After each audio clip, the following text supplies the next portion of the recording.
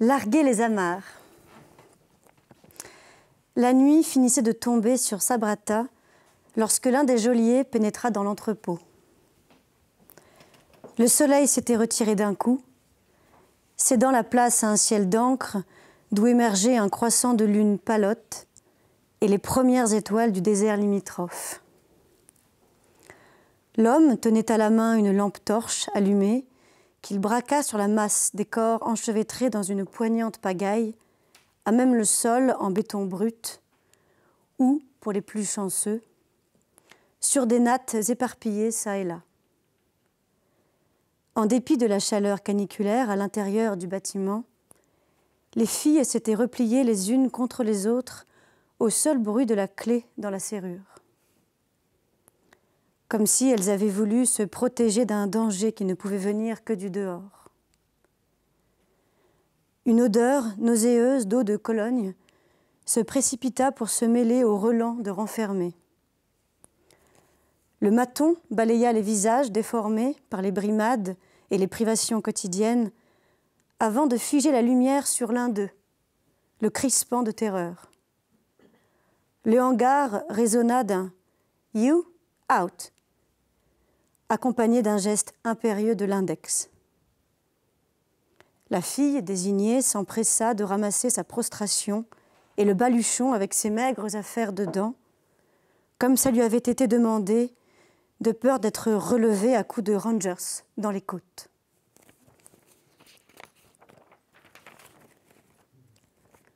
En temps normal, le geôlier, le même ou un autre, en choisissait 3 ou 4 qu'il ramènerait une poignée d'heures plus tard, quelquefois au bout de la journée, les propulsant tels des sacs de merde au milieu des autres recroquevillés par terre. La plupart trouvaient refuge dans un coin de la pièce, murés dans leur douleur ou blottis dans les bras de qui avait encore un peu de compassion à partager. D'aucune laissait échapper des sanglots étouffés qui ne duraient guère par pudeur ou par dignité.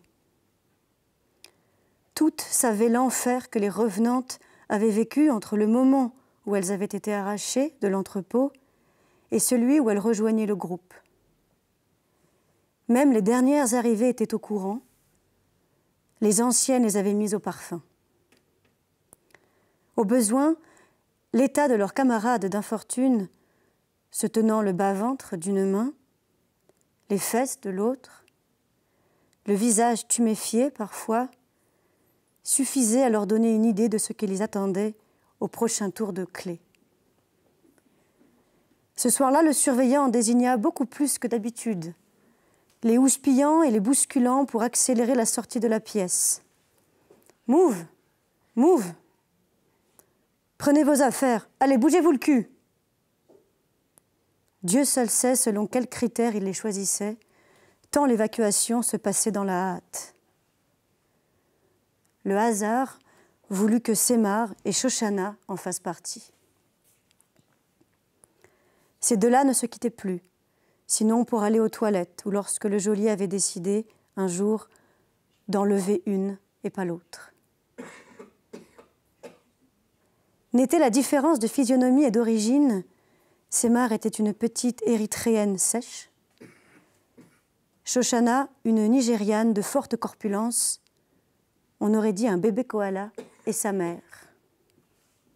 Elles dormaient collées l'une à l'autre, partageaient le peu qu'on leur servait à manger, échangeaient des mots de réconfort et d'espoir dans un anglais assez fluide pour Semar, bien que ce ne soit pas sa langue maternelle.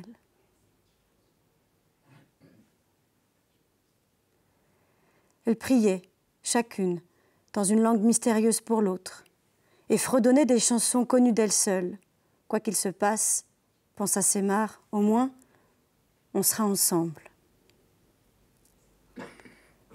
Au total, une 60aine de filles se retrouvèrent à l'extérieur, agglutinées dans le noir, attendant les ordres du cerbère.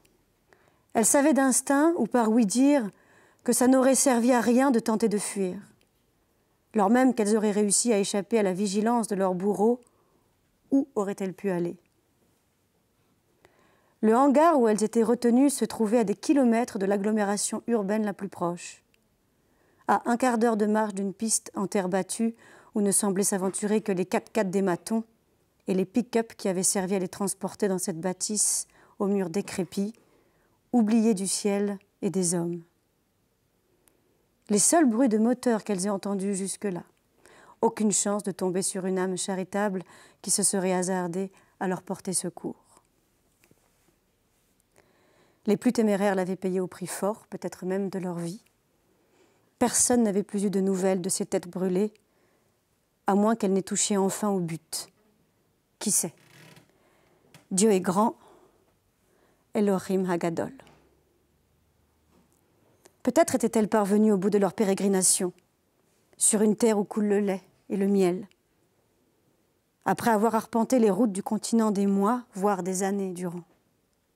Affronté vents et marées, forêts, déserts et catastrophes d'hiver. Tout ça pour atterrir dans ce foutu pays qu'elles n'avaient pas choisi. Dans ce bagne qui ne disait pas son nom, où elles étaient gardées en otage. Soumises à toutes sortes de travaux forcés, complices, malgré elles, du rançonnement des proches restés derrière, dans l'attente d'une traversée qui dépendait de l'humeur des passeurs. Les filles restaient sagement groupées, osant à peine respirer, avant que d'autres lampes torches ne viennent trouer l'obscurité et révéler la présence de 3 hommes armés autour d'elles. Quelques minutes d'attente supplémentaire, et l'ordre d'avancer tomba des lèvres du maton. « Move !» Toujours dans cet anglais aussi sec qu'un coup de trique sur l'échine d'une esclave, suivi d'une injonction vociférée en arabe, « Yallah, yallah !» Une centaine de mètres plus loin, elles furent poussées vers la benne de 2 pick-up alignés côte à côte. Le panneau arrière était déjà ouvert, en vue de fluidifier l'embarquement. Malgré la cohue, Shoshana et Semar réussirent à monter dans le même véhicule. Elles n'avaient pas fini de s'installer qu'une forte détonation tétanisa le groupe, laissant croire qu'on avait tiré dans le dos d'une fuyarde. L'un des passeurs venait en fait de refermer avec fracas le haillon derrière elles. Une fois les filles bien tassées, serrées à ne pouvoir bouger un orteil, le geôlier prit place à l'avant de l'un des pick-up, à côté du conducteur enturbané, tandis que les 2 autres larrons se glissaient dans le second. Il passa la main à travers la fenêtre et tapa le flanc de la voiture pour donner le signal de départ. Les chauffeurs démarrèrent sur les chapeaux de roue. Ils roulèrent une demi-heure, pieds au plancher, tout phare éteint, avant d'atteindre la mer dont Semar et Shoshana devinèrent la présence à l'odeur d'abord, puis au bruit ondulant du ressac. Elles ne savaient ni quelle heure, ni quel jour on était. Plus tôt dans la journée, à 70 km de là, dans l'ancien quartier italien de Tripoli, des minibus climatisés, d'une 20aine de places chacun, patientaient devant l'entrée d'un hôtel 3 étoiles, gardé par un portier débonnaire en uniforme. Des éclats de voix précédèrent l'arrivée d'un groupe d'enfants virevoltants qui se chahutaient dans un dialecte arabe assez distinct du libyen. Des adultes habillés avec élégance les suivaient de près. Ils traînaient derrière eux une valise à roulettes qu'ils laissèrent près du véhicule qui leur avait été désigné afin que le portier la range dans le coffre. Les hommes ouvraient la marche, des iPhones vissés à l'oreille. Les femmes arboraient des sacs à main de marque, d'où elles sortaient tantôt un petit miroir qui les aidait à replacer une mèche de cheveux, tantôt un bâton de rouge à lèvres quand ce n'était pas leur propre téléphone, sur lequel elles pianotaient avec des doigts soigneusement manucurés. Par moments, elles en retiraient un bonbon ou un gâteau qu'elles tendaient à un gamin venu se ravitailler en coup de vent, avant de sonner enfin le rappel et de prendre place à bord d'un des minibus aux vitres teintées. Dima, son mari Hakim et leurs 2 filles furent parmi les premiers à s'installer à bord. Leur contact les avait prévenus la veille que le grand départ serait pour le lendemain. « Cette fois, c'est sûr ? Pas d'entourloupe ?» avait interrogé Dima.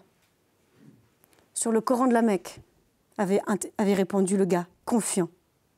On était le 16 juillet 2014. Cela faisait 1 mois qu'ils attendaient. Les filles n'avaient pas arrêté de lui demander quand est-ce qu'il partait en Europe, sans que Dima puisse leur apporter une réponse convaincante. Elle avait épuisé toutes les explications crédibles, au point de s'en remettre à des formules comme « dans 2 jours »,« Inch'Allah, rouhi »,« Inch'Allah, rouhi », en espérant que d'ici là, elles auraient oublié. Un jour, son aînée Anna, excédée, lui dit visiblement « Allah voulait que la famille reste confinée dans cet hôtel, à dormir à 4 dans la même chambre. » Elle, sans ses copines, partageant un lit avec sa cadette Sheima, alors qu'à la maison, chacune avait la sienne. « Arrête de blasphémer !» avait crié Dima. « Que je ne t'y reprenne plus, sinon gare à tes fesses. » Puis elle avait ajouté « Les voies d'Allah sont impénétrables, lui seul sait ce qu'il souhaite pour nous autres mortels. » Elle était consciente d'avoir maquillé son impuissance en colère. Avait-elle le choix? Aussi, lorsque le type était venu leur annoncer qu'il s'en allait le lendemain, elle n'avait pu retenir des larmes de joie après le départ de celui-ci. Elle n'en pouvait plus de vivre terrée à 4 dans cette pièce unique de 18 mètres carrés. La première semaine passée, elle en avait eu sa claque de jouer aux faux touristes dans Tripoli et ses environs. Ce n'était pas la raison de sa présence dans la capitale libyenne. Elle en avait assez de la citadelle Saint-Gilles, du Clock Tower, du Souk al-Araib, du Hammam Ezzedine, des 1001 mosquées, qu'Allah dans sa miséricorde lui pardonne, de la ville.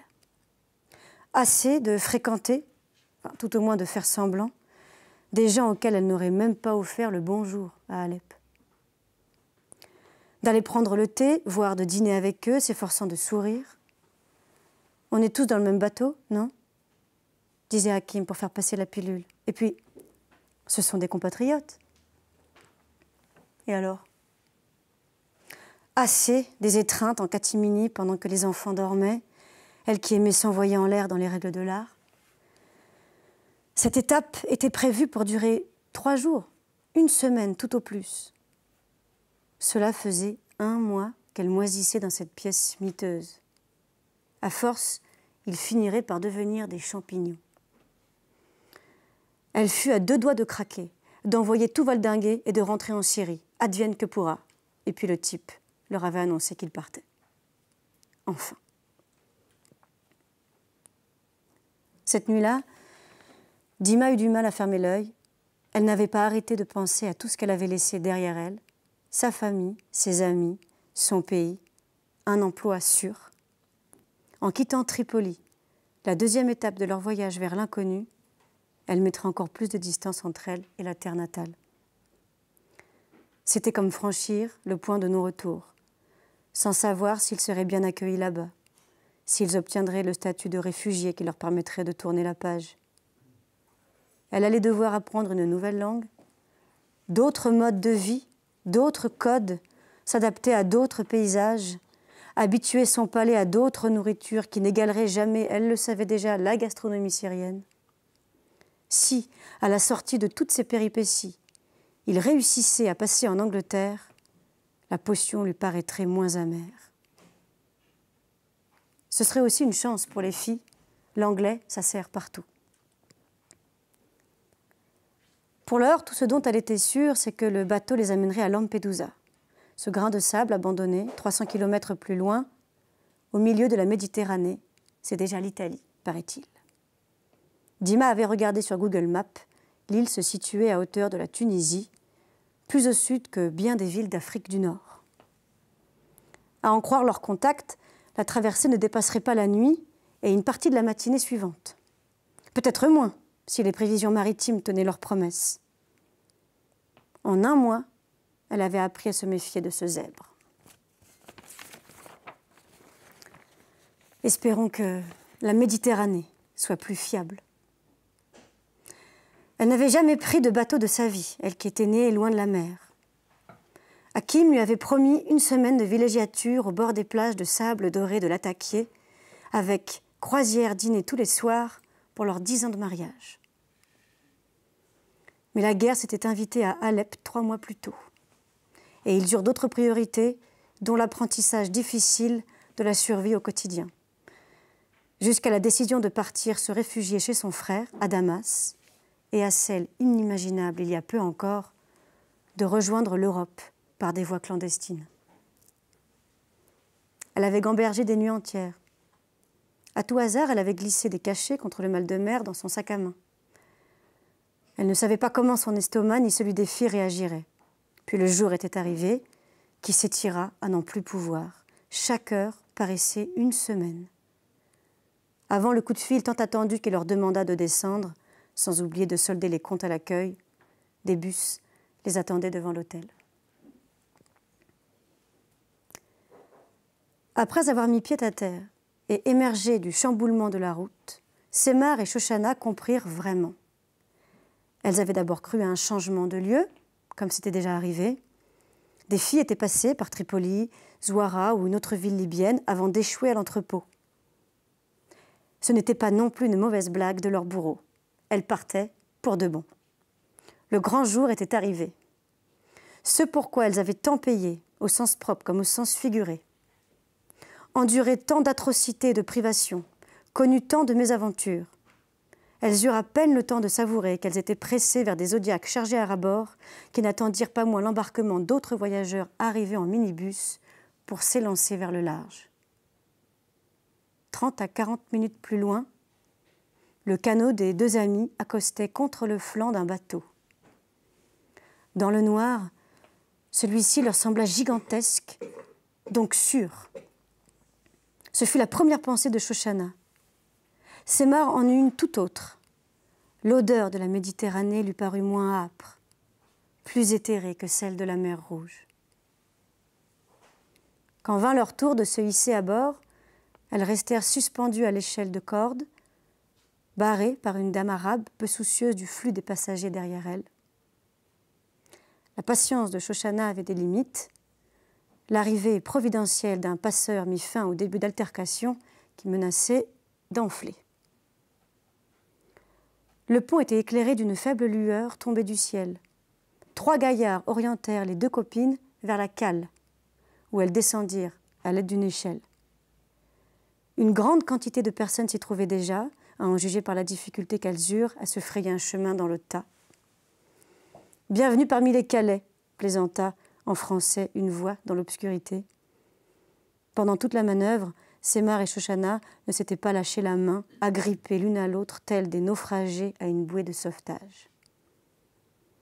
Au bout de quelques minutes, elles entendirent d'autres zodiacs s'arrêter près de la coque du chalutier, puis des bruits de pas sur le pont au-dessus de leur tête. Anna et Sheima étaient trop heureuses de partir enfin à l'aventure. L'attente leur avait paru interminable. Elles suivirent, toutes excitées, les parents qui cherchaient un endroit où s'installer parmi les passagers entassés sur le pont. Hakim ouvrait le chemin, Dima le fermait. Leur père trouva un espace peu confortable où ils s'assirent à même le plancher, près de la rambarde. Ça faciliterait l'opération au cas où l'un d'eux aurait envie de vomir. C'était loin de la croisière dont rêvait Dima, mais c'était le prix à payer pour fuir la guerre et ses cauchemars. Et puis la traversée ne durerait pas longtemps, moins, en tout cas que les semaines passées sous les bombardements, acculées entre les tirs croisés de factions ennemies. Sous les bras, 2 valises dans lesquelles tenaient toute leur vie. Dima peinait à voir le visage des autres passagers dans le clair-obscur, pourvu qu'ils ne soient pas installés à côté de gens bizarres, comme les 2 Zengiat, ces négresses effrontées, avec lesquelles elle s'était pris le chou à l'embarquement. Le bruit du moteur se fit entendre dans une forte odeur de gasoil et des borborigmes assourdissants, déchirant la nuit qui enveloppait maintenant tout l'entour. Quelques minutes s'écoulèrent avant qu'on ne sente le chalutier se mouvoir pour de bon. Au fond de la cale, Shoshana et Semar ressentirent elles aussi le mouvement. « Merci, mon Dieu. »« Barou Achem » firent-elles en écho dans leur fort intérieur. Elles se serrèrent les mains à en avoir mal aux phalanges, pareilles à des enfants qui chercheraient à se rassurer dans le noir. Semar accompagna ces mots d'un rapide et discret signe de la croix. Shoshana respira un grand coup, parée à affronter l'obscurité dense de la cale. Sur le pont, serré entre sa famille, les autres voyageurs et la rambarde, Dima balbutia « Shukran, ya Rabbi ». Une brise légère vint à sa rencontre, embuant ses yeux de larmes, à la fois de soulagement et d'espoir.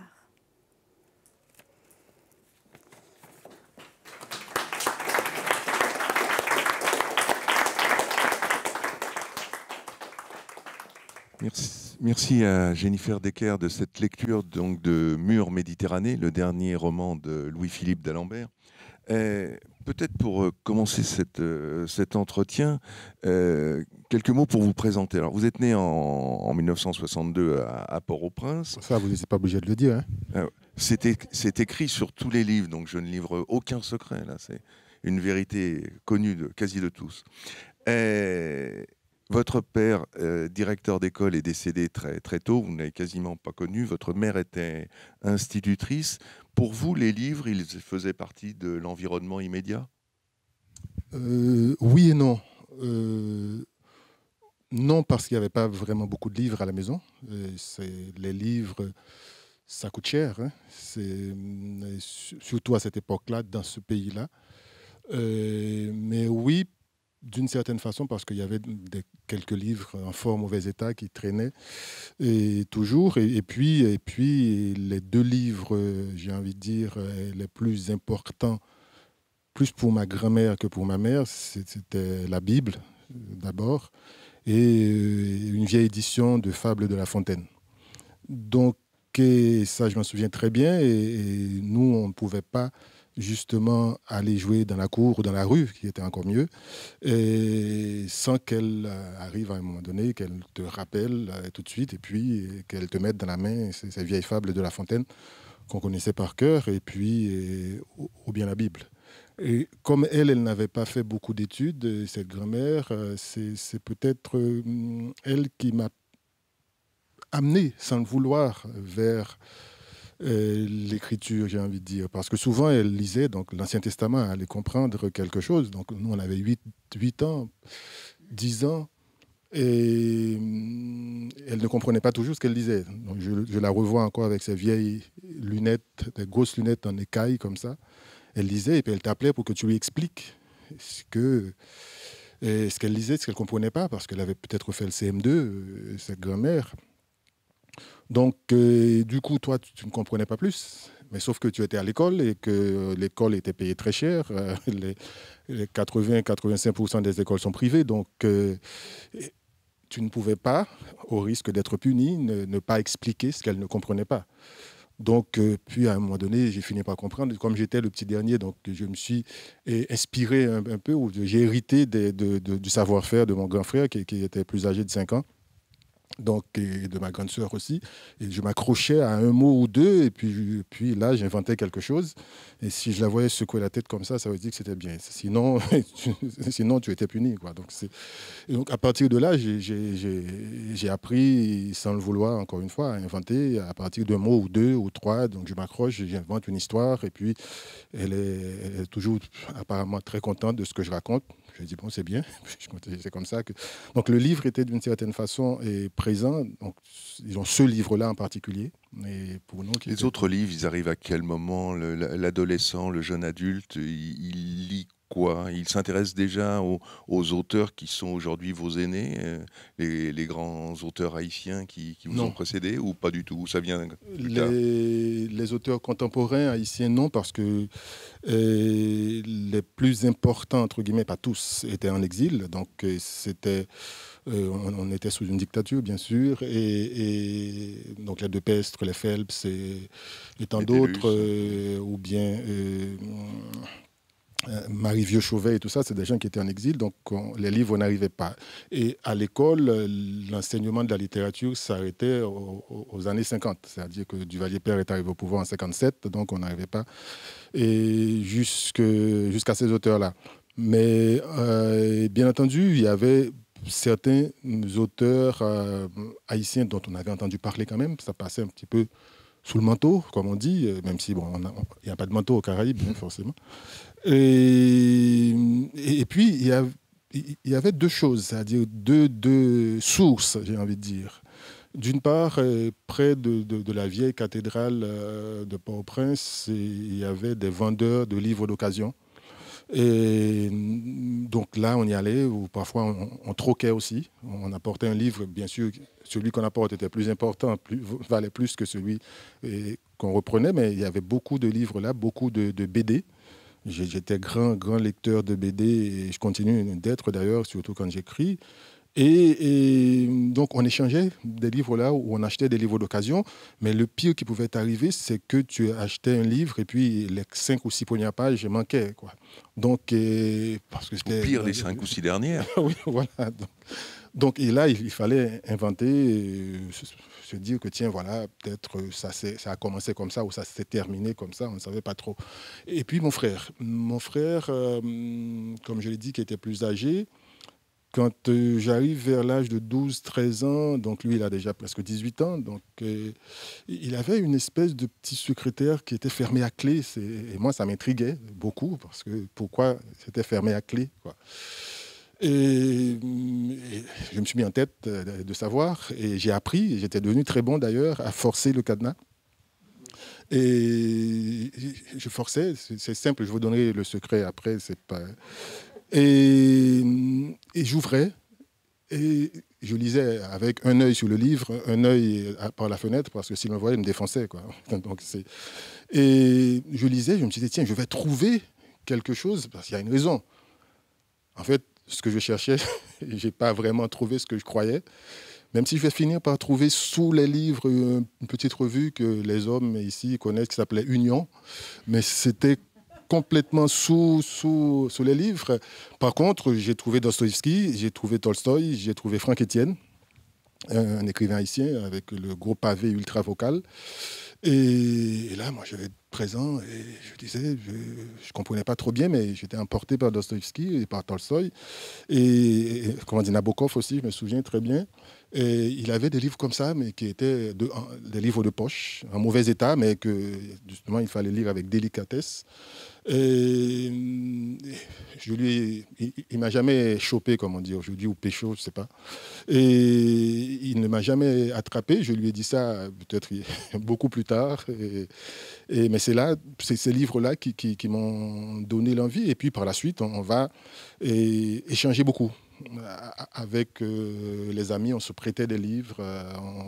Ça passait d'une main à une autre. Souvent, il y en a qui ne revenaient pas. Et parce que tu l'aimais trop, ou bien parce que celui que tu avais prêté, eh bien, tu ne le voyais plus.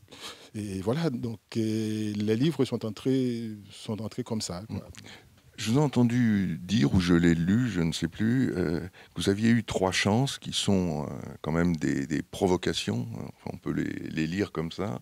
Vous avez eu la chance de perdre votre père, d'être pauvre et d'avoir la dictature de Duvalier. C'est une provocation, c'est une manière de déjouer, c'est j'ai une chance, tout simplement. Ça veut dire que mon père a eu le bon goût de partir il y avait quelques mois. Et donc, du coup, dans ce recueil de poèmes, par exemple, j'ai un poème qui s'appelle « Je n'ai jamais dit papa ». C'est un mot que je n'ai jamais prononcé.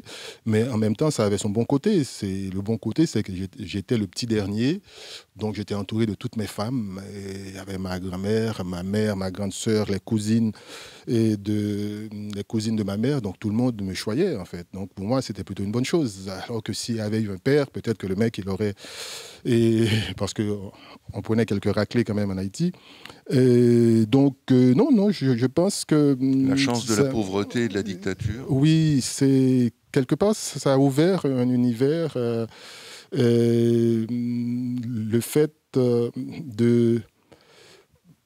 pour la dictature, quelque part, comment dire ça? Il y avait tout ce qui était interdit. L'interdit, bon, il y avait l'interdit à la maison, bien sûr, l'interdit par rapport aux livres des livres, comme ils appellent la Bible, mais il y avait aussi, surtout, comme tout était interdit, quand j'ai commencé, moi, à écrire vers l'âge de 15 ans ou 16 ans, à écrire, à imiter ce que je lisais. Et je savais déjà pourquoi j'écrivais quand il y a une dictature comme ça, c'est-à-dire une dictature héréditaire. Je dis, tiens, j'écris contre. Donc, mes premiers poèmes étaient très, très engagés. Et je comprendrai des années plus tard qu'il ne faut pas écrire contre, en fait. Ça ne sert absolument à rien. Et d'ailleurs, d'une certaine façon, on s'intéressait encore, malgré nous, à la dictature. La dictature voulait qu'on s'intéresse à elle. Ça veut dire qu'on soit pour ou contre, mais qu'on se positionne. Et du coup, donc, j'écrivais, comment dire, des poèmes très, très engagés à ce niveau-là. Et puis, comment dire, la pauvreté avec la grand-mère que j'avais, qui était une maîtresse femme mais très aimante aussi, et en même temps, mais qui maniait le B12, que je l'appelais le martinet qu'elle avait, elle appelait B12 comme la vitamine, pour nous éduquer. Donc, qui maniait B12 avec dextérité, mais qui savait être aimante aussi, qui savait être aimante et qui nous a appris beaucoup, comment dire, la dignité. C'est-à-dire le fait de ne pas se plaindre, de ne pas se poser en victime, de toujours se battre, d'être debout et de regarder tout le monde droit dans les yeux, déjà. Et elle le faisait déjà avec sa famille. Les grandes sœurs, ses sœurs étaient beaucoup mieux loties en fait qu'elle, mais nous, cette dignité-là, elle nous l'a apprise parce que ma mère n'était souvent pas là. Elle partait le lundi, elle revenait le vendredi, elle partait enseigner en province. Et du coup, elle nous a appris ça. Donc, c'est des choses, peut-être, si on avait eu une autre condition, on n'aurait pas appris, quoi, en fait. Alors, ces 3 chances vont aussi vous amener, c'est peut-être un hasard heureux, je le crois cette fois-ci, sur les routes du monde. Vous avez vécu beaucoup ailleurs. Vous avez vécu à Jérusalem, vous avez vécu en Italie, vous avez vécu à Milwaukee, à Berlin, à Paris. Bon, vous êtes retourné aussi à Port-au-Prince, vous avez fait des allers-retours. Ces routes du monde, ce sont des routes de l'exil, mais aussi c'est des routes de la chance, d'une certaine façon, d'avoir rencontré d'autres cultures, d'avoir vécu d'autres choses ailleurs. Oui, je dirais plus de la chance que de l'exil. J'ai un rapport justement avec le mot exil qui n'est pas simple, pour la simple et bonne raison, justement, que j'ai grandi sous une dictature. Et pour moi, il y a une connotation forcément politique dans le mot exil. C'est-à-dire que, justement, tous ces gens-là, tous ces écrivains dont je parlais, les Jean Métellus, les Depestre, les Marie-Vieux Chauvet, etc., c'est des gens qui ont vraiment, ou Émile Olivier et d'autres, qui ont été en exil, qui n'avaient pas le droit de revenir, au risque de leur vie, c'est-à-dire de se retrouver en prison, etc. Donc j'ai du mal à utiliser le mot l'exil, n'ayant jamais été exilé moi-même, politiquement. Quand je suis parti, justement, j'étais juste après la chute de la dictature, donc j'ai du mal avec ce mot exil, mais c'est plutôt des routes de la chance, je dirais. Et puis j'ai toujours vu autour de moi partir, j'ai toujours vu les gens partir, quoi. Déjà, comment dire, ma mère, comme je le disais, donc qui partait le lundi, qui revenait le vendredi, et pour moi, tout ce qui m'importait, c'était qu'est-ce qu'il y avait ailleurs, là où ils allaient. Et à Port-au-Prince, le premier quartier où on a vécu, on vivait sur une colline. C'est un pays très montagneux. Les gens n'ont pas conscience. Le mot Haïti signifie... Le mot Haïti, terre montagneuse. C'est un mot amérindien, taïno, qui signifie terre montagneuse. Donc, on voyait toujours les bateaux au loin. Et moi, enfant, je me posais toujours la question, mais où est-ce qu'ils vont? Où est-ce qu'ils vont? D'où est-ce qu'ils viennent? C'était quelque chose, et en plus, avec cette mer qui partait, donc mon imagination suivait, comment dire, tout ça. Et quand on va laisser ce quartier pour aller dans un autre quartier 6 ans plus tard, et manque de bol, je ne sais pas, on va habiter pas trop loin de l'aéroport. Donc, je voyais là les avions qui partaient dans tous les sens. Et c'est une question qui m'a toujours, habité d'une certaine façon. Et en plus, on est dans les années 60, justement, je parlais de la dictature. Il va y avoir beaucoup de gens qui partent, certains en exil, mais d'autres qui partaient, les cadres haïtiens qui partaient en Afrique francophone, au moment des indépendances. Il y avait beaucoup de gens qui partaient dans les pays africains, et puis tous ceux qui partaient aux États-Unis. Donc, c'est-à-dire qu'on a tous de la famille aux États-Unis et au Canada. C'est-à-dire c'est simple, il n'y a pas un seul Haïtien aujourd'hui qui n'est pas de la famille. Et pour nous, et dans les années 60 comme ça, quand les gens partait et tout le monde allait à New York. Donc pour moi, les États-Unis, c'était New York, quoi. Il n'y avait pas d'autres villes, c'était les États-Unis et New York. Donc toutes les cousines de ma mère qui partaient, ou les cousins. Donc forcément, il y avait toujours ces gens-là qui partaient, qui revenaient. Donc quelque part, ça m'a construit, hein, en fait. Ça a constitué l'homme que je suis devenu, hein, et sans le vouloir. Et partir, pour moi, c'est plus de la chance. C'est toujours aller voir ailleurs, je ne sais pas quoi, mais je pars. Alors, à partir de cet ailleurs, vous allez écrire, vous allez publier. Les premiers livres apparaissent au début des années 90. Les deux premiers sont très ancrés en Haïti, très dans l'enfance. Je cite les deux titres parce qu'ils sont beaux. Le premier, Le songe d'une photo d'enfance. Le suivant, Le crayon du bon Dieu n'a pas de gomme. Bon, deux très jolis titres, recueil de nouvelles, texte plus long. Et là, c'est l'enfance, c'est le regard sur l'enfance, c'est les femmes qui vous entourent, la mère, la grand-mère, Pont d'Avignon, c'est aussi les copains, Faustin Ier, le monde de l'enfance, le monde de la grand-mère et des copains, c'est ça que vous souhaitez évoquer au départ, est-ce que ce pays quitté? Oui, l'enfance qui est le pays quitté, c'est pas Haïti, c'est plutôt l'enfance d'ailleurs, ce recueil Cantique du balbutiement me ramène à cette enfance-là. Et le premier long poème, il s'appelle « Dit l'enfance caraïbe », mais qu'on peut lire « Dit l'enfance caraïbe ». C'est-à-dire que pour moi, c'est cette enfance-là que je quitte, et qui est ce que j'appelle un autre pays de moi-même, de nous tous. Et je pense, et ce pays vers lequel on ne peut plus revenir. On ne peut revenir, et on peut ne revenir qu'en inventant quelque chose ou qu'en réinventant des choses. Et là, c'est un pays qu'on a habité. Il y a une forme de nostalgie forcément, mais seul, souvent seul. Et les premiers livres dont vous parliez, et que ce soit Le songe d'une photo d'enfance, Le crayon du bon Dieu n'a pas de gomme, ou encore L'autre face de la mer un peu plus tard. Et ma sœur aînée, elle va toujours, comme ma mère, elle lit beaucoup, et elle va me dire, oui, mais ça ne s'est pas passé comme ça. Donc, et moi, c'est justement à ce moment-là, quand j'en ai ma claque, que je dis, bon, écoute, moi, c'est mon livre, ça s'est passé comme ça, si tu veux que ça se passe autrement, écris le tien, quoi. Et puis on n'en parle plus. Donc, c'est vraiment ce monde-là, mais je pense que c'est venu justement de ce que je raconte en partie dans Le crayon du bon Dieu n'a pas de gomme, de la rupture brutale avec le premier quartier. Et ce quartier du bord de mer, le Bel Air, et où à 6 ans, donc on ne te demande pas ton avis, et puis paf, tu te retrouves dans un autre quartier. Donc tu perds tout brutalement comme ça, d'un coup. Et c'est quelque chose qui m'a beaucoup marqué et qui est resté d'ailleurs. Et je me rends compte que je me souviens plus de choses qui se sont passées dans ce quartier-là que de ce qui va se passer après.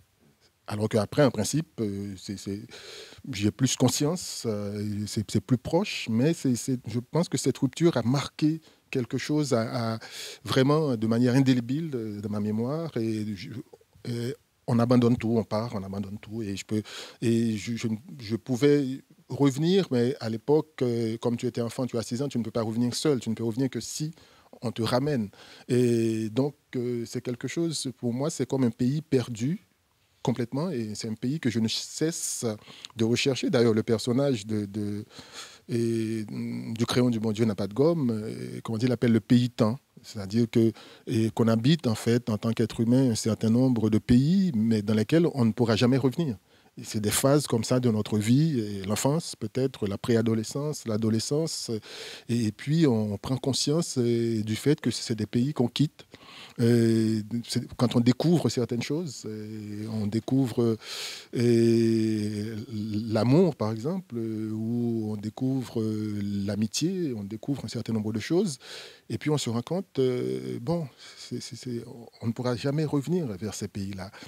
Et ça peut être complètement nostalgique, inhibant aussi, mélancolique, mais ça peut aussi, on peut en faire aussi, j'ai envie de dire, des étapes de cette marche-là, de cette grande marche qu'est la vie, en fait. Avant d'aborder Mur Méditerranée, je voudrais qu'on jalonne comme ça rapidement votre œuvre. Il y a beaucoup de titres qui ont suivi les deux que l'on vient de citer, des romans, des recueils de poésie. La poésie continue de jalonner votre travail d'écrivain, des essais aussi, quelque chose qui s'apparente à des essais. J'en ai choisi 3 pour rue du Faubourg Saint-Denis. Alors là, bon, vous quittez Haïti et vous êtes un de ces écrivains qui intègrent l'ailleurs dans lequel vous vivez dans votre littérature. Et là, vous vous mettez dans l'ombre de Romain Gary. Hein, c'est un peu La vie devant soi, version d'Alembert.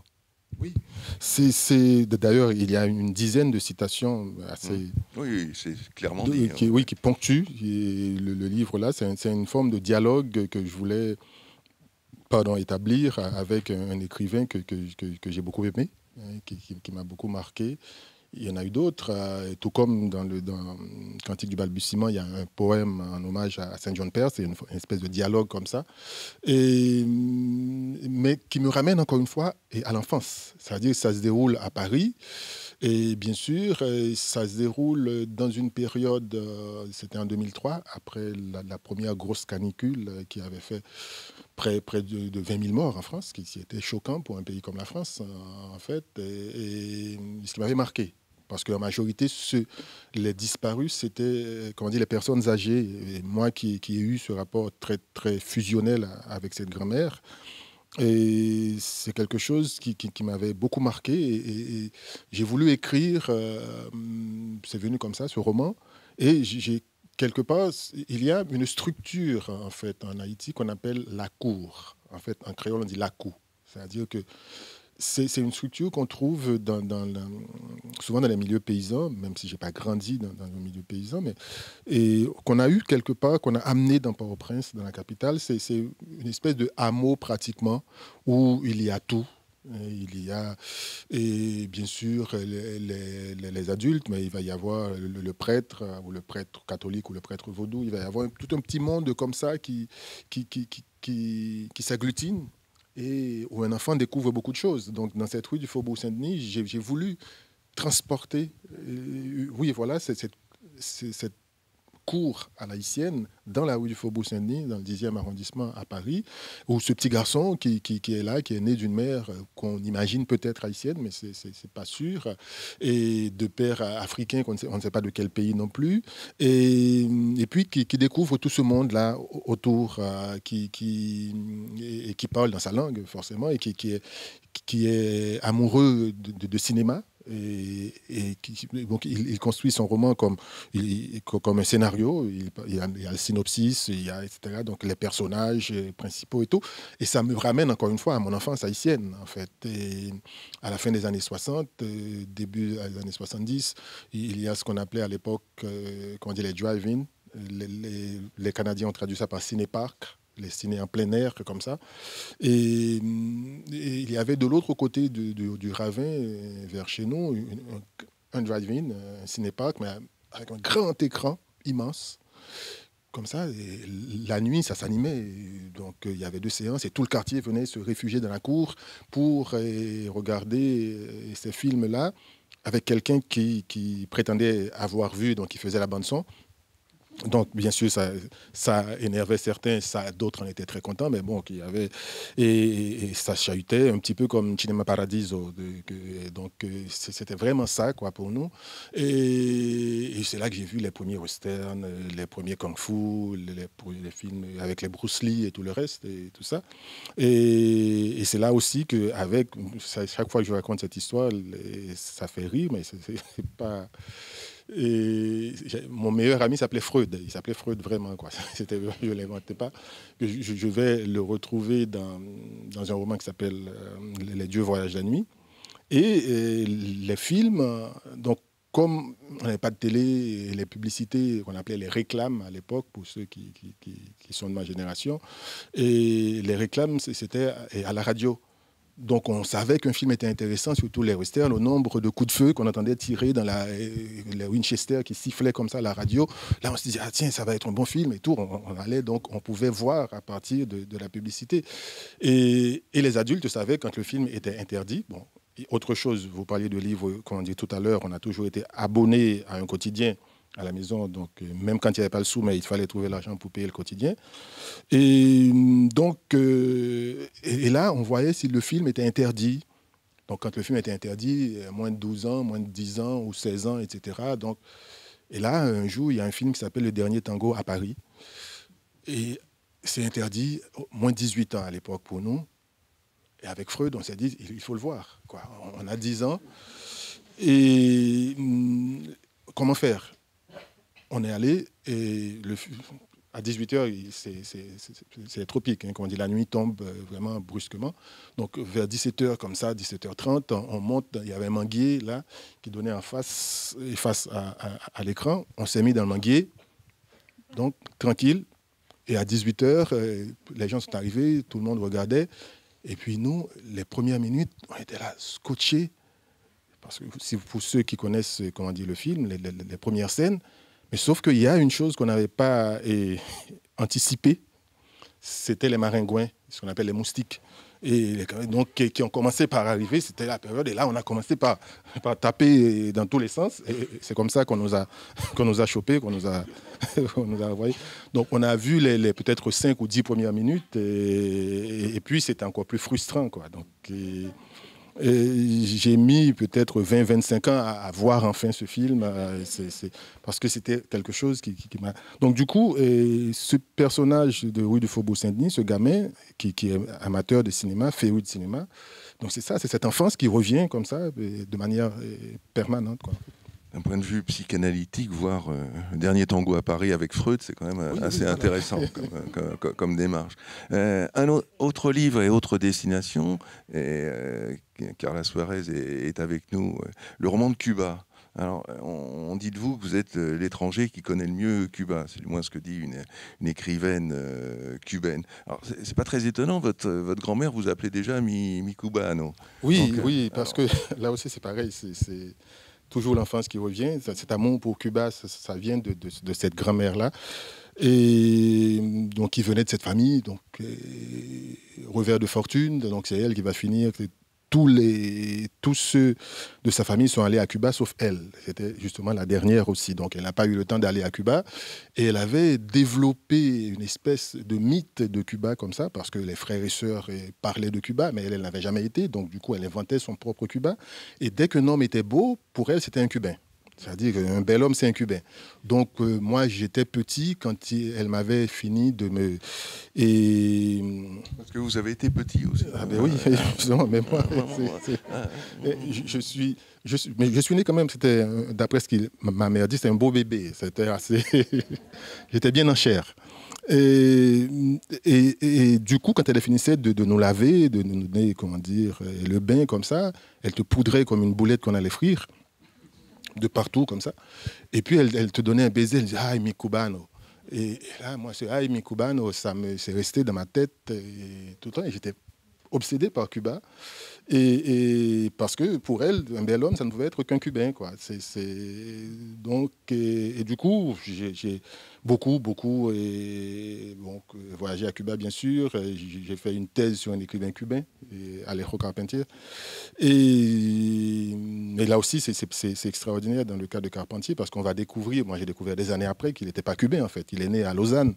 Mais il est arrivé à Cuba très jeune, très petit. Il a créé tout un mythe. D'ailleurs, il n'arrivait jamais à prononcer le R. Le R cubain, il avait ce que les Italiens appellent la R mocha, qui est la R française gutturale, alors que le R de la pointe de la langue, il n'arrivait pas à le faire. Et donc, il y a ce côté-là. Et puis, j'ai fini par écrire ce roman de Cuba, en fait, qui est un document sur Cuba, de Christophe Colomb, de l'arrivée de Christophe Colomb, de Hathaway. Et Hathaway, qui est le premier héros national cubain, mais que les Cubains, justement, je profite que Carla soit là pour le dire, et que les Cubains nous ont volé, parce que Hathaway venait d'Haïti, en fait. Et il venait d'Haïti, c'était un personnage taïno qui va fuir Haïti et pour aller porter la résistance à Cuba, parce qu'il y avait quelques taïnos à Cuba aussi, dans la partie orientale de Cuba, pour les mettre en garde par rapport à la scélératesse des Espagnols. Donc, et là, il est aujourd'hui reconnu comme vraiment un premier, parce que c'est lui qui va porter la résistance contre les Espagnols. Il va finir par mourir, bien sûr. Et donc, il y a tous ces liens-là, en fait, entre Cuba et Haïti. Vous réglerez vos comptes avec Carla Oui. tout à l'heure. Vous êtes en train de dire que le héros vient d'Haïti et les écrivains viennent de Lausanne, donc ça va pas lui plaire, je le sais. Un autre livre, alors cette fois on va vraiment vers le roman, c'est l'avant-dernier. Vous retournez à Haïti, mais par un biais très très intéressant, en compagnie d'un personnage qui s'appelle Ruben Schwarzberg, qui est né à Lodz en Pologne. Et le livre s'appelle « Avant que les ombres s'effacent ». Alors ce personnage, ce médecin, qui va se retrouver recueilli en Haïti. Haïti, terre de désolation, terre de détresse, de dictature, et aussi terre d'accueil.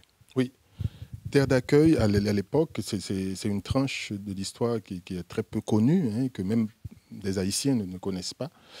Et c'est en 1938, les Haïtiens vont proposer déjà d'accueillir 50 000 Juifs à l'époque. Et les Chiliens avaient proposé la même chose aussi. Sauf que les États-Unis, qui sont juste à côté, et comme disent les Mexicains, on est toujours trop loin de Dieu et trop près des États-Unis. Donc c'est eux qui dictent un petit peu les politiques étrangères de certains pays. Et du coup, ils ont mis leur veto. Donc Haïti n'a pas pu accueillir ces 50 000 juifs, réfugiés juifs. Et ils ont mis leur veto parce qu'ils avaient peur que parmi les réfugiés, il y ait des espions du service de renseignement de l'armée allemande. Un peu comme aujourd'hui, on a peur qu'il y ait des terroristes de Daesh ou de Al-Qaïda parmi les réfugiés. Et donc ils avaient bloqué ça. Et pour le Chili aussi d'ailleurs. Et Haïti va contourner ce problème en prenant un décret-loi dit in absentia, donc qui permettait aux Juifs qui étaient au courant de prendre, la citoyenneté haïtienne. Avec une seule condition, à l'époque, la constitution haïtienne n'acceptait pas la double nationalité, donc ils devaient renoncer à leur nationalité et pour venir en Haïti. Donc à partir de là, j'ai écrit ce roman Avant que les ombres s'effacent, en imaginant l'histoire d'un Polonais qui va fuir un premier pogrom à l'âge de 5 ans, donc 5-6 ans, dans cette rupture avec le lieu et du départ, le lieu de la naissance, et qui va aller à Berlin avec sa famille, et puis qui va grandir à Berlin, faire des études de médecine. Au moment où il termine, bien sûr, il est obligé de fuir, et il va fuir sur un bateau. J'aime bien utiliser des éléments d'histoire comme ça, l'histoire du Saint-Louis, que beaucoup de personnes connaissent peut-être ici. Et donc, je mets le personnage de Ruben Schwarzberg sur le Saint-Louis, et qui va à Cuba, justement. Au Cuba, à l'époque, il y avait un dictateur à Cuba, il y avait un parti pro-nazi à Cuba, etc. Donc, on ne veut pas de ces gens-là qui reviennent. Et lui, il va venir à Paris, Schwarzberg. Et à Paris, il y a une petite communauté haïtienne, donc, dont des personnages qui ont vraiment existé, que j'ai utilisés dans le roman. Ida Faubert, cette poétesse haïtienne, par exemple, qui a vécu dans le 15e arrondissement, c'était fille de président et de la République, qui a vécu à la rue Blomet, à côté de ce qu'on a appelé à l'époque le Bal Nègre. Et il y avait Roussan Camille, qui est un jeune poète, qui est premier secrétaire de légation, comme on disait à l'époque, et puis Léon Lalo, qui était le ministre conseiller, qui était lui-même poète. Et donc, il se retrouve au milieu de ces gens-là, et qui vont lui dire que Haïti a pris un décret-loi, il pouvait devenir citoyen haïtien, et c'est comme ça qu'il va partir aller en Haïti, quoi. Mais j'ai essayé d'utiliser le plus possible dans ce roman l'humour. Il y a un humour assez proche en ce qu'on appelle l'humour juif et l'humour haïtien, qui est une forme d'autodérision qu'on trouve beaucoup dans les cultures juives, et que les Haïtiens sont très, très, très forts aussi dans l'autodérision. On a un côté très chauvin, mais ça, bon, c'est pas de notre faute. On a hérité ça des Français. Mais l'autre, le côté, cette autodérision que les Haïtiens ont et qui est très très fort quand en 41, pardon, Haïti déclare la guerre à l'Empire nippon, au Troisième Reich et au Royaume d'Italie, excusez du peu. Donc le gouvernement fait une adresse à la nation, mais officielle, que je reprends dans le roman, qui dit « Dès demain, nos bombardiers sillonneront le ciel bleu de Berlin ». Donc il fait... Et là, bien sûr, on a manque de bol, c'est au mois de novembre, au fin octobre, début novembre. Donc et là, l'imagination des Haïtiens part, c'est-à-dire que celui-là, il n'a jamais mis les pieds hors de l'île. En novembre, le ciel de Berlin ne peut pas être bleu, c'est pas possible. Donc c'est l'automne, donc on commence par faire des blagues comme ça. Et puis, quand Hitler entend qu'il y a un pays qui lui a déclaré la guerre, Hitler donc, il tremble, c'est Haïti quand même. Et il y a forcément tout l'état-major réuni, là, Göring, Himmler et Goebbels, tout le monde est là, on cherche le pays qui nous a déclaré la guerre, il déploie une grande carte du monde, puis il cherche le pays, il ne le voit pas, mais il est où ce pays? Et puis il y a Göring qui dit, mais c'est le petit grain de sable là qui est sous la pointe de la baguette, et tout, donc c'est-à-dire c'est un pays qui est tellement... Bon.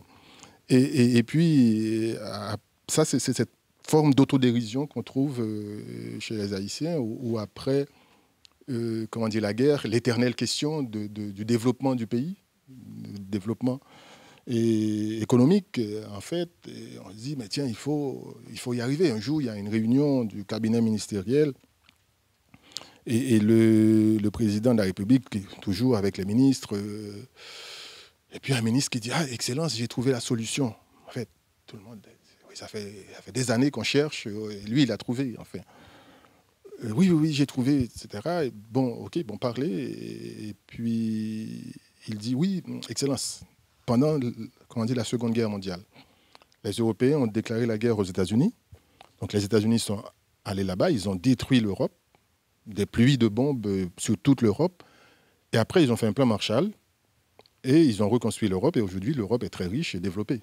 Donc nous, on va déclarer la guerre aux États-Unis, ils vont venir, ils vont détruire Haïti, et après, ça y est, ils vont faire un plan Marshall, ils n'ont pas le choix, et on va être développé comme l'Europe, quoi.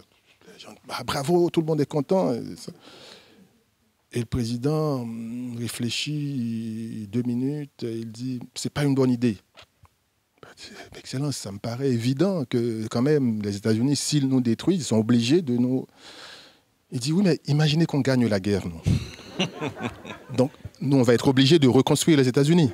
Donc, ce n'est pas forcément une bonne idée, quoi. Donc, cette capacité qu'on trouve dans les cultures juives aussi, cette forme d'autodérision, c'est comme ça que j'ai essayé d'écrire. Je suis parti, justement, il fallait trouver ce ton-là. Ce côté-là. Il y a un autre élément aussi, on va tout de suite passer à Mur Méditerranée, mais vous rattrapez l'histoire en quelque sorte, parce qu'il y a une partie du livre qui relie avec le séisme de 2010. Vous envoyez une jeune femme qui s'appelle Déborah et qui appartient à une ONG. Et donc vous tramez cette histoire avec ce médecin pendant la guerre, les anecdotes que vous venez de raconter, avec quelque chose de plus contemporain qui s'est passé 70 ans plus tard. Mur Méditerranée, alors, donc là, il s'agit d'un trajet de migrants, on détaillera tout à l'heure, mais la naissance du livre, alors évidemment, ce que nous avons tous entendu, les migrants, Lampedusa, etc., mais il y a un déclic qui fait que vous avez eu envie, le désir, le souhait d'écrire ce roman? J'écris rarement un livre,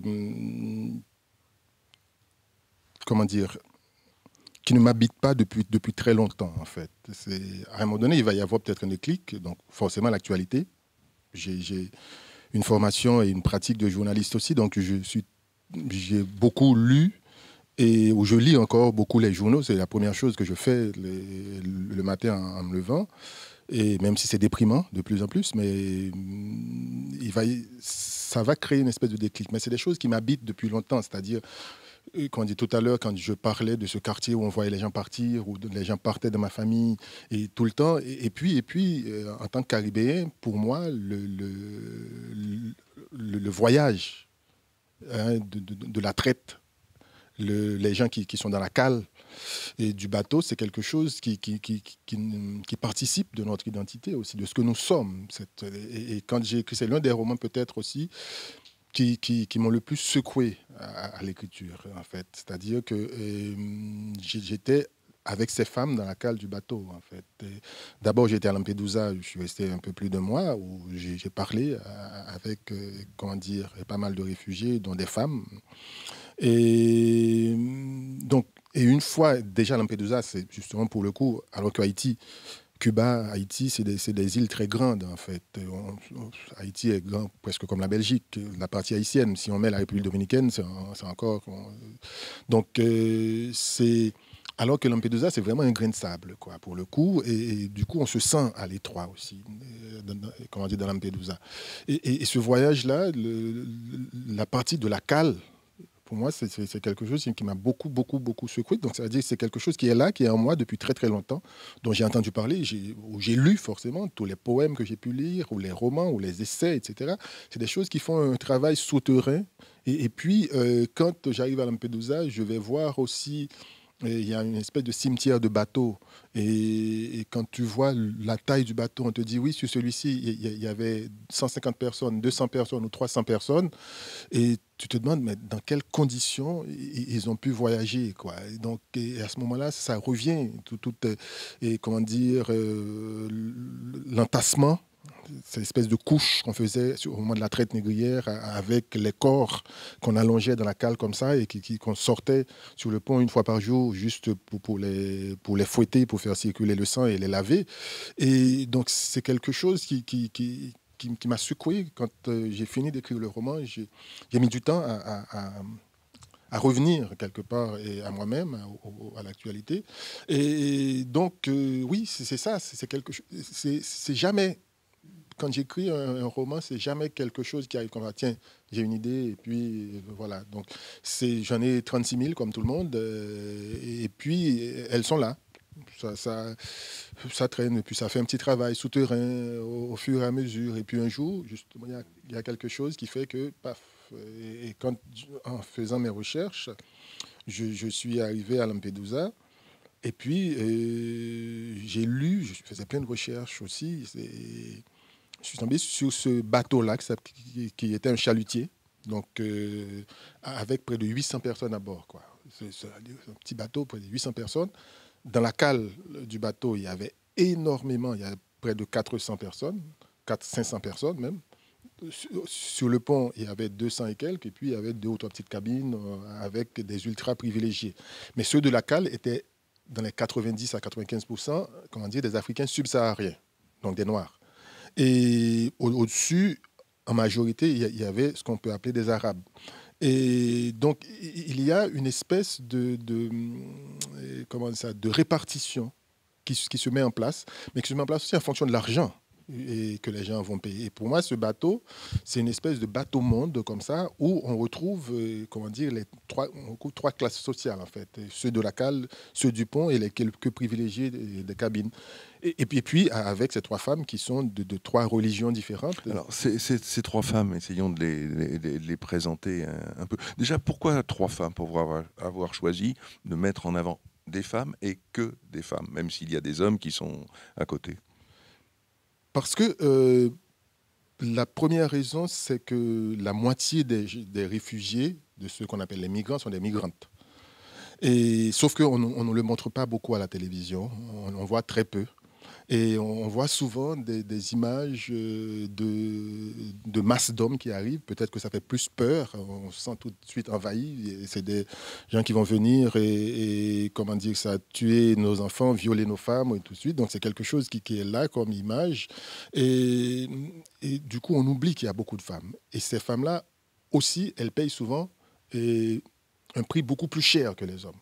C'est-à-dire qu'elles payent, bien sûr, financièrement, elles payent en étant à moitié réduites à l'esclavage, et elles payent aussi par les viols, et ainsi de suite. Donc, et souvent, on voit des femmes arriver avec des bébés au sein. Ce n'est pas des bébés... Je me rappelle en Italie, les gens disaient, oui, mais comment on peut voyager avec un enfant comme ça? Non, c'est des bébés qu'elles ont eus en route.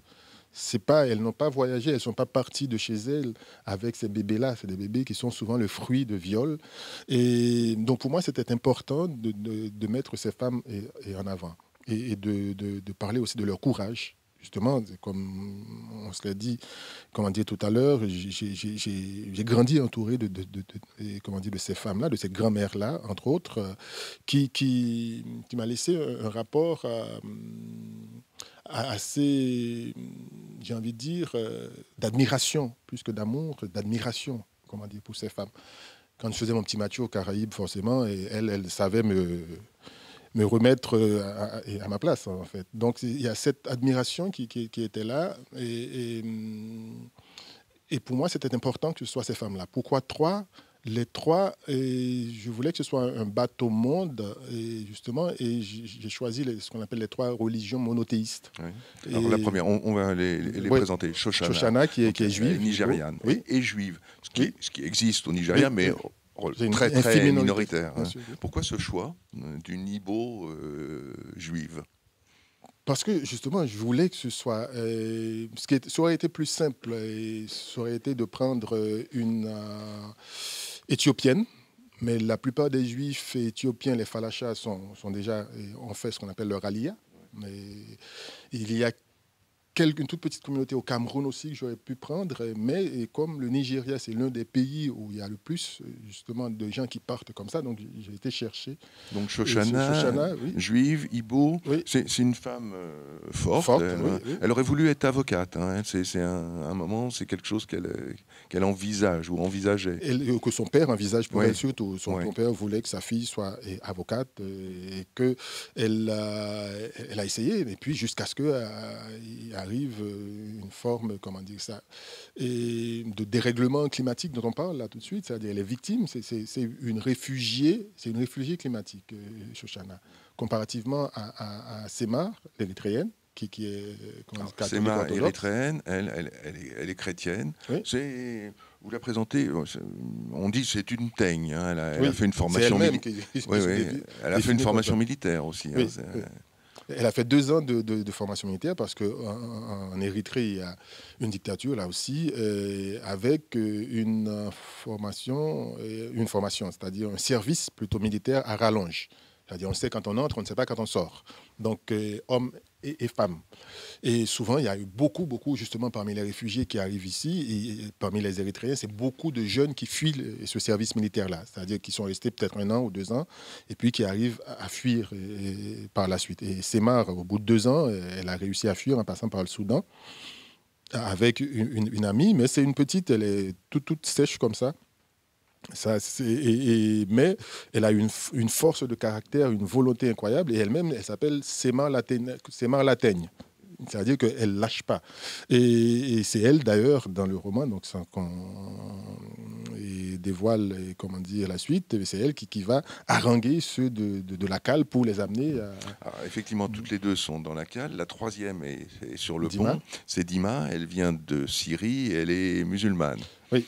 Elle est raciste aussi un peu. Elle est un peu raciste. Mais c'est le personnage que j'aime le plus, paradoxalement. Et c'est quelqu'un qui est une bourgeoise, qui n'a absolument aucune raison de partir, et qui va fuir la guerre. Elle est à Alep. Il y a une pluie de bombes qui s'abat sur Alep, la guerre, des bombes qui viennent de partout, des bombes qui sont lâchées par le gouvernement même parfois, et d'autres qui viennent des pays alliés, d'autres qui viennent d'Israël, et ainsi de suite. Donc les Russes et tout, donc au bout d'1 an, enterrée dans la cave avec son mari et ses 2 enfants comme des rats, et puis elle va décider de partir. Elle monte à Damas d'abord, elle se dit elle va attendre à Damas que la guerre se termine. Mais la guerre ne se termine pas. Au contraire, la guerre se rapproche de Damas, même si elle n'est toujours pas arrivée. Mais elle décide à ce moment-là, de partir. Mais elle s'imaginait, elle, partir dans les conditions idéales, parce qu'elle essaye d'abord d'obtenir un statut de réfugié auprès des ambassades des pays occidentaux, mais on ne lui le donne pas. Et là, elle finit par décider de partir clandestinement, quoi. Ce qui est très intéressant aussi dans votre livre, c'est que vous brisez les stéréotypes de ces femmes. C'est pas des gentilles, c'est pas des saintes. Elles sont pas solidaires, ou en tous les cas pas tout le temps. Elles sont pas sympas entre elles. Enfin, vous enlevez cette image elles sont pas toutes pauvres. Il y a comme ça des images que vous avez voulu gommer d'une certaine façon, ou en tous les cas. Que la femme ne soit pas une sainte depuis la pomme, on le sait. Hein, c'est pas, donc, mais c'est... Pour moi, ça a été trop stéréotypé que de montrer justement qu'il n'y a que des pauvres qui arrivent, effectivement. Ceux qui voyagent aujourd'hui, et c'est des gens qui fuient pour toutes les raisons possibles et imaginables. Et on a tendance, vu d'ici, à les voir comme une espèce de masse de gens qui sont tous les mêmes. Il n'y a pas de différence entre eux. C'est cette manière de généraliser, donc ça nous permet de mieux stigmatiser aussi quand on généralise autant. Et on ne voit pas qu'il y a des individus, en fait, à chacun ou chacune avec une histoire particulière, avec un niveau social ou d'études particulier. Et donc, c'est des gens qui arrivent avec des cas. Et pour moi, Dima, c'est aussi ça. C'est-à-dire c'est cette femme-là qui, avec tous ses préjugés, mais qui va évoluer aussi dans sa manière de voir le monde, parce que cette expérience va la marquer énormément, quoi. Alors, la construction du livre, comment s'est-elle faite? Parce que bon, la vie de ces femmes, on raconte la traversée, les difficultés, le pick-up, les chalutiers, les bateaux, etc. Mais la cale, mais aussi la vie d'avant. Enfin, il y a des apartés, on revient et on découvre pourquoi elles sont dans ce bateau. Comment est née cette construction? Vous aviez cette idée dès le départ? C'est venu au fur et à mesure? Ah non, on n'est pas du tout. Une fois, j'ai regardé une interview de Philippe Roth, que vous connaissez peut-être, beaucoup d'entre vous, qui est un écrivain que j'admire, et plus encore que Romain Gary. Et Roth disait que chaque roman, pour lui, c'est un recommencement. C'est-à-dire, c'est comme s'il ne savait pas écrire du tout. Et qu'il recommence. C'est-à-dire que j'accouche dans la douleur, vraiment. Le premier jet, je pars d'une idée, je sais, mais je ne sais pas où je vais. J'envie les écrivains, les écrivaines qui connaissent toute l'histoire et qui connaissent parfois, il y a des gens qui connaissent même la fin de l'histoire et qui commencent à écrire, et je les envie. Moi, je ne sais pas, c'est-à-dire c'est quelqu'un qui se jette à l'eau sans savoir nager et puis qui dit, tiens, je vais apprendre. Et à chaque roman, j'ai cette impression-là, et jusqu'à ce que je finisse par accoucher ce premier jet. Et là, je me sens un peu soulagé. Et c'est là que le plaisir arrive, vraiment. Où je vais maintenant peaufiner, construire, et mettre en ordre comme j'aurais voulu. Donc, au départ, je sais que j'ai envie d'un bateau-monde. J'ai envie d'un bateau qui représente ces trois religions monothéistes. Et j'ai envie d'un bateau sur lequel il y a trois femmes. Mais quand je parle de trois religions, quand on regarde bien, il n'y a pas que ces trois religions-là. À un moment donné, il y a quelqu'un qui meurt, et puis, forcément, je suis haïtien, donc je vais mettre un petit coup de vaudou là-dedans, parce que ça finit, ça arrondit les angles, j'ai envie de dire. Et donc, il y a ces trois... sur ce bateau-là, je dis, voilà ce que j'ai envie de faire. Mais comment je vais raconter cette histoire? Donc, il faut qu'on sache aussi pourquoi elle part. Mais je commence, comme on dit, in medias res. C'est-à-dire que je commence par le milieu, au moment au mi-temps de l'histoire. Et puis après, je remonte pour qu'on sache pourquoi elles sont parties, et puis après, on continue. Mais sauf que au départ, comment je vais construire? Je patauge. Et je patauge énormément jusqu'à ce que je fais des essais, je fais des choses, et ainsi de suite. Et puis à un moment donné, je finis par trouver, comment dire, la manière de raconter. Mais comme je suis un garçon très, très ordonné, donc j'aime bien que ce soit propre. bien ordonné comme ça, donc, et bien structuré. Autre influence de ma grand-mère, parce que sinon B12 est passé en action, et donc du coup c'était ça l'idée. Il fallait bien trouver, une fois que j'ai l'idée, maintenant je sais que je vais ramer, je vais patauger beaucoup, et c'est le moment où je ne pense à rien d'autre, où je lis beaucoup de BD aussi le soir, parce que je n'arrive pas à entrer dans d'autres livres. Et à partir de là, où je lis l'équipe, c'est important, l'équipe, c'est comme la Bible. Et où je dois, les journaux, je peux lire. Et puis à partir de là, petit à petit, mais tout le reste de mon énergie, de ma pensée est concentré, et, comment dire, là-dessus. Il faut vraiment que je trouve tout le temps, et que j'y pense tout le temps jusqu'à ce que je finisse par... D'ailleurs, je suis le cauchemar de mon éditrice, parce que jusqu'au dernier moment, je veux encore corriger. C'est la dernière fois, donc, elle était venue pratiquement, j'étais en Sabine résidence... Weispizer. Hein. Oui, Sabine Weispizer, j'étais en résidence à Aix, et elle était venue pratiquement m'arracher les épreuves des mains, quoi, parce que j'aime pas, quand je relis... Maintenant, je ne relis plus parce que je sais que je vais trouver quand même des choses qui ne me vont pas. Donc, avant, quand les premiers livres, je relisais, je disais, non, j'aurais dû écrire de cette façon, j'aurais dû faire ci, j'aurais dû faire ça. Et maintenant, je sais. Donc, les épreuves, si tu es mon éditeur ou mon éditrice, ça va. Il faut vraiment être courageux après pour pouvoir me l'arracher des mains. Et après coup, une fois que c'est publié, après, bon, c'est... Sabine Weispizer est une forte femme, Oui. elle aussi. Donc, elle a su vous arracher le manuscrit. Un autre élément dans ce livre, c'est évidemment l'accueil fait, ou le non-accueil fait à ces migrants. Là, il y a un côté coup de gueule, dénonciation. Vous comparez l'attitude de l'Allemagne avec celle de la France, par exemple. Oui, c'est le côté coup de gueule, oui, j'aime bien, mais sans le dire, en fait. Et c'est ce que j'aime pas, en général. Ce que j'aime pas, c'est le déni de certaines choses. C'est-à-dire que, ou bien quand on dit une chose, on fait une autre chose. Et dans le cas de, comment dire, je ne dis pas de la France, ça n'a rien à voir. En fait, c'est des politiques, les gouvernements français.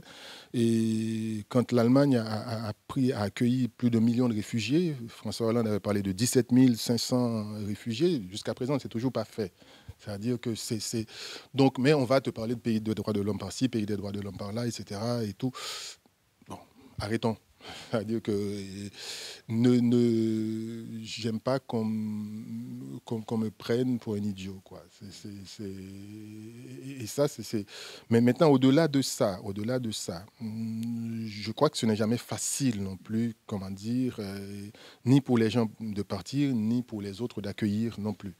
Mais il y a des moments où il y a des hommes ou des femmes politiques, dans le cas précis, comme par hasard, c'est une femme, dans le cas de l'Allemagne, qui décide à un moment donné, tiens, voilà, il y a peut-être il va y avoir, comment dire, des problèmes, mais on se serre les coudes, il y a un geste et on avance. C'est ce geste-là qui va au-delà des mots. C'est-à-dire, ce ne sont pas que les mots, ce ne sont pas que, oui, voilà, on prend son, comment on dit, bâton de pèlerin et on va faire des leçons aux autres, et comme notre actuel président le fait au Liban, par exemple. Donc, c'est facile quand il faut faire des discours. Et moi, j'aime bien les actes aussi, quoi. Que sont-elles devenues, ces femmes, au-delà des dernières pages? Vous donnez quelques précisions. Oui, sinon, c'est le mot spolier qu'on dit maintenant, non, comment? Spoiler, voilà le mot spoiler. Je ne vais pas spoiler, gâcher comment dire, la fin de l'histoire, mais elles ont, comment dire, chacune un destin différent. Mais avec un petit côté quand même optimiste, parce que je ne perds jamais espoir. En italien, il y a une expression qui dit que l'espoir est le dernier à mourir. Et avec Carla, souvent, quand on se voit, parce qu'on s'est connus à Rome, donc on se chambre en romain, et plus, donc tout le temps comme ça. Et cette expression italienne m'a toujours plu, c'est-à-dire qu'en français, donc, autre chose qui me plaît beaucoup, c'est de trouver les correspondants ou les équivalents des dictons d'une langue à une autre. Et c'est très compliqué. En français, on dit tant qu'il y a la vie, il y a de l'espoir. Oui. En italien, on va dire l'espoir est le dernier à mourir. En fait, ça revient au même, mais c'est dit d'une autre façon, quoi. C'est des choses comme ça. Ou bien, on va dire, les chiens ne font pas des chats, en français. En allemand, on va te dire que la pomme ne tombe jamais loin de l'arbre. Et nous, en Haïti, on va dire, le givromont, qui est une variété de courge, ne donnera jamais des calebasses ou des choses comme ça. C'est-à-dire que j'aime bien jouer avec, c'est fascinant. Il y a toute une intelligence, en fait, culturelle qui se retrouve dans ces dictons-là. Vous aimez bien jouer avec les mots aussi, avec la poésie. Je disais tout à l'heure qu'elle avait jalonné votre œuvre. Cantique du balbutiement, c'est le dernier recueil. On va terminer par ça. J'ai été frappé, je découvrais ce livre, de le feuilleter. Vous parlez de votre père, mais vous parlez aussi de Notre-Dame, sa destruction récente. C'est-à-dire que l'actualité est là, l'enfance est là. Il y a toujours tous ces thèmes que l'on retrouve. Dites-nous un mot de ce recueil et puis lisez-nous un poème pour terminer, si vous voulez bien. Oui, c'est l'enfance, comme je le disais, pardon, qui revient sans cesse. C'était dans une espèce de dialogue avec et Saint John Perse, parce que j'ai été accueilli en résidence l'année dernière par la Fondation Saint John Perse d'Aix-en-Provence. Donc je suis resté 2 mois. Et comme il y a une directrice là-bas qui est un peu comme ma grand-mère, très forte, il fallait que j'écrive à tout prix, que sinon elle était là, elle me demandait toujours des comptes. Tu écris, tu écris. Oui, elle me demande, tu écris. J'ai dit oui, il fallait donc. Et donc du coup, j'ai fini par écrire ce recueil-là, avec en exergue une citation de Saint John Perse. Et après, il y a un poème qui clôt ce recueil, qui est une espèce de dialogue, comme je dis, à Saint John Perse. Et tout ça, c'est l'enfance. Et justement, je cherchais cette citation de Saint John Perse qui m'a toujours fasciné, et où il dit « Sinon l'enfance, qu'y avait-il alors qu'il n'y a plus ?» Sinon l'enfance. C'est-à-dire, tout est parti de là. Et quand on connaît l'histoire de Saint John Perse, que bon, les Français disent que c'est à eux, alors que c'est à nous, les Caraïbes. Et il est né dans la Caraïbe, en Guadeloupe.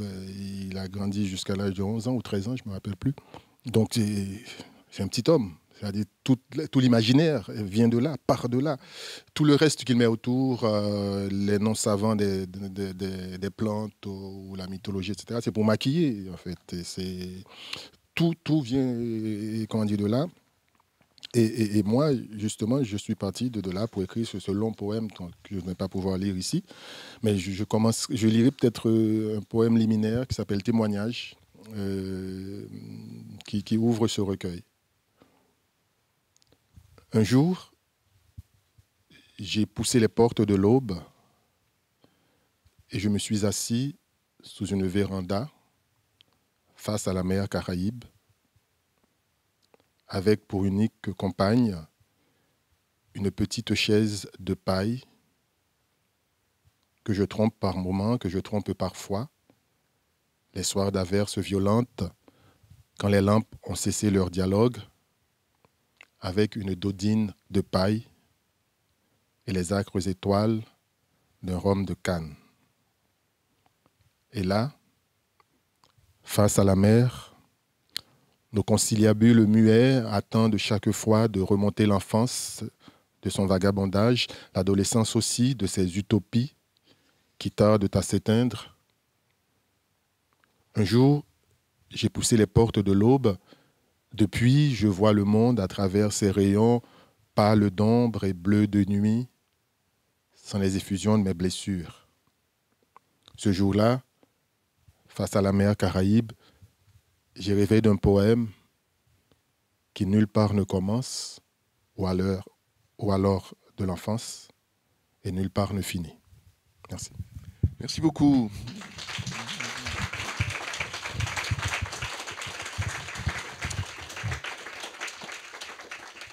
Merci Louis-Philippe d'Alembert, merci à vous de votre écoute. Les livres, vos livres sont sur la table de la librairie, une demande qui à être achetée, dédicacée et surtout lue. Je vous souhaite une bonne journée et de bonnes lectures.